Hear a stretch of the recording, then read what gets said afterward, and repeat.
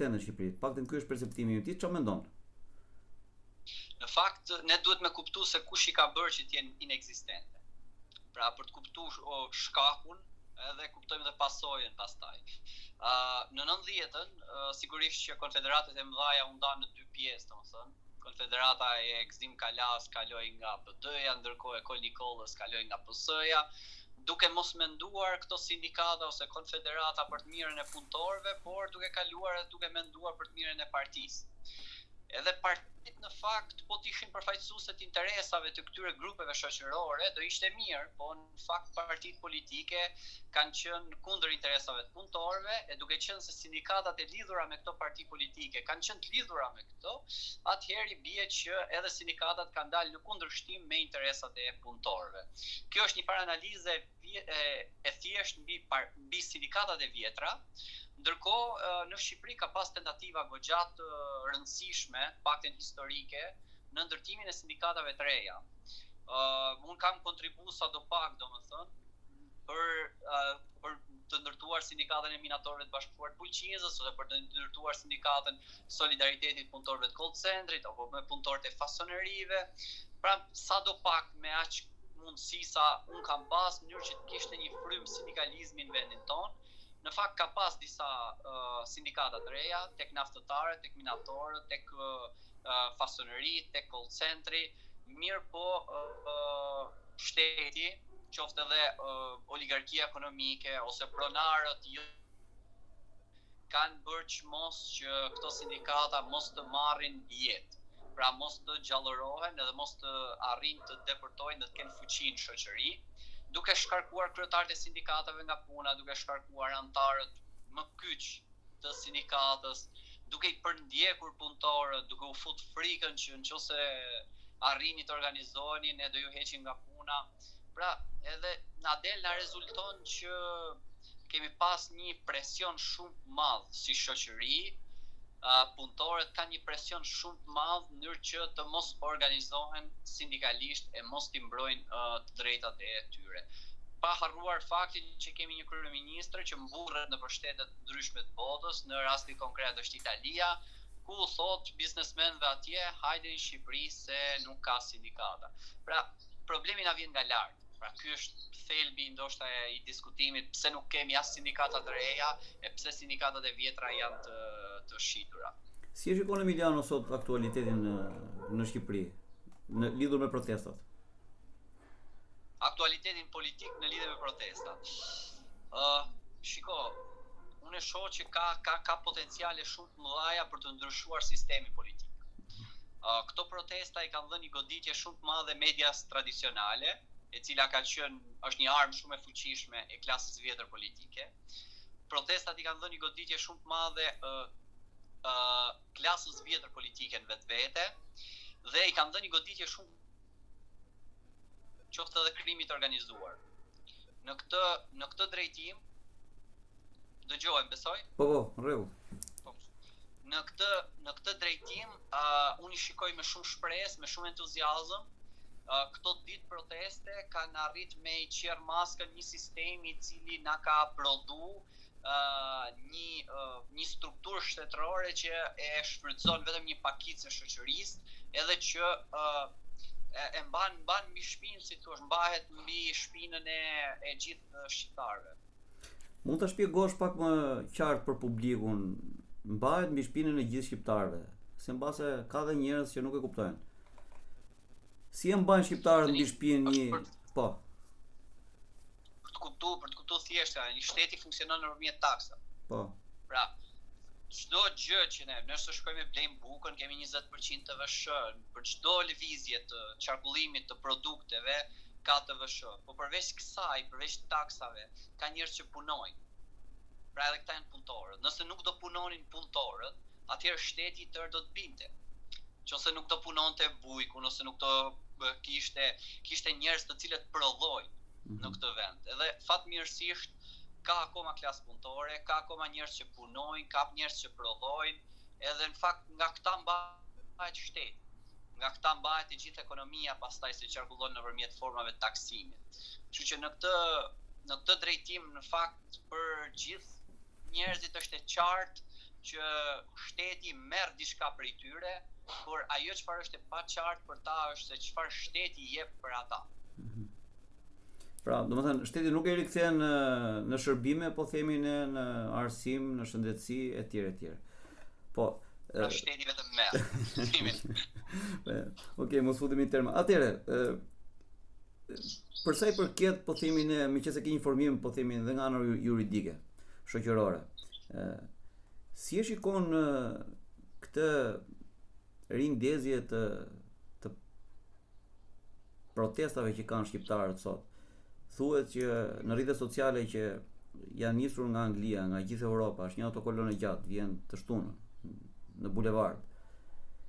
Si e shpjegon, po themi ne, në teori, në literaturë, si shpjegohet kjo ngjallje në një moment caktuar, pas zvërnecit, po themi ne, e ndjenjës patriotike shqiptare, ndjenjës protestës, ndjenjës patriotësisë, gjitha bashkë? Në vendin tonë ka një masë shumë madhe të papërfaqësuarish. Pra, ajo çfarë ndodh në shoqëri moderne është që ka sindikata, ka parti politike, të cilët nëpërmjet institucioneve i artikulojnë dhe i dërgojnë problematikat e qytetarëve. Pra i kapitalizojnë. Problemi që ka ndodhur në Shqipëri është që u bë shumë vite që nuk mlefi ose papërfaqësimi i qytetarëve është totalisht i dukshëm. Pra kemi Partinë Socialiste e cila që në 2013 ka pas një program politik të cilin totalisht u harrua dhe nuk u implementua asgjë nga ato çfarë tha, dhe kemi një parti opozitare, le të themi, Partia Demokratike, e cila nuk përfaqëson më mllefin e shoqërisë, sepse edhe ata kur kanë qenë në pushtet kanë bërë të njëjtën gjë ose më keq se partia që është në pushtet sot. Në këtë drejtim ka një masë shumë të madhe njerëzish të cilët kërkojnë drejtësi, kërkojnë që gjërat në Shqipëri të vijen në vend, edhe në rastin konkret të diasporës është që janë njerëz të cilët kanë njerëz në Shqipëri dhe e kuptojnë që familjarët e tyre në Shqipëri janë të shtypur, janë të keq paguar, janë të keq trajtuar nga institucionet shtetërore, nëpër spitale, nëpër universitete, nëpër shkolla, janë të pavlerësuar për prindrit e tyre me pensionet e tyre shumë të ulta. Dhe gjithë kjo krijon një mllef shoqëror, sepse ajo çfarë ka ndodhur vitet e fundit është që ne na bën të qartë që ekonomia dhe pasuria për shtetin ose mbar shoqërinë është rritur. Po problemi është që nuk është rritur në ndërtimi një shteti social. Pra nuk ka shkuar paraja tek qytetarët, por ka shkuar tek kullat, tek oligarkia ekonomike, pra tek pak njerëz. Dhe kjo gjë gjithmonë më shumë do vihet në dukje, duke krijuar pastaj një ide të qartë që ky sistem politik nuk përfaqëson më askënd përveç atyre pak njerëzve të cilët merren me dy partitë e mëdha, edhe atyre pak njerëzve të cilët kanë monopol ekonominë në vendin tonë. Emiliano, si mendon ti, në rastin më të mirë protesta, çfarë qëllimi ka? Cili është, domethënë, objektivi kryesor i saj? Përveç ikjes së, po. Shiko, ajo çfarë ne duhet bëjmë, ne që japim pak në intervista për publikun, është të interpretojmë atë çfarë thot masa në shesh. Dhe masa na rezulton që thot dorëheqje. Pra, kërkesa thelbësore e protestës është dorëheqje. Në qoftë se në ditët e para artikulohej masivisht anullo ligjin për zonat e mbrojtura, qoftë ligjin për investitorët strategjik, sot tashmë qytetarët thonë dorëheqje.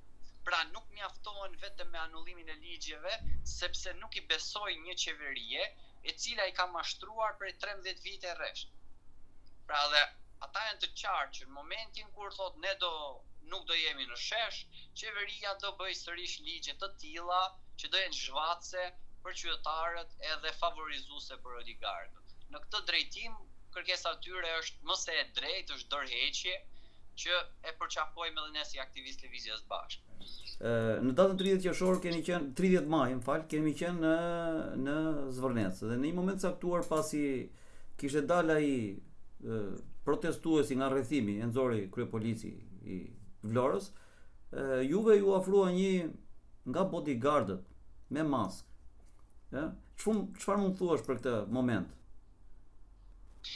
Shiko, unë jam evidentu aty sepse isha aktivisti që bëri video pikërisht momentin kur po kalonte gardhin protestuesi, që ishte banori i zonës. Dhe ata e kanë kuptuar që unë i kam filmuar, edhe kam paktën në mënyrën se si e shikoj unë, ata kanë përdorur një tentativë për të më kaluar më një anë në mënyrë që të më merrnin telefonin, që të hiqnin provat e filmimit. Sigurisht që në momentin që u afruan, unë i pash me dyshim.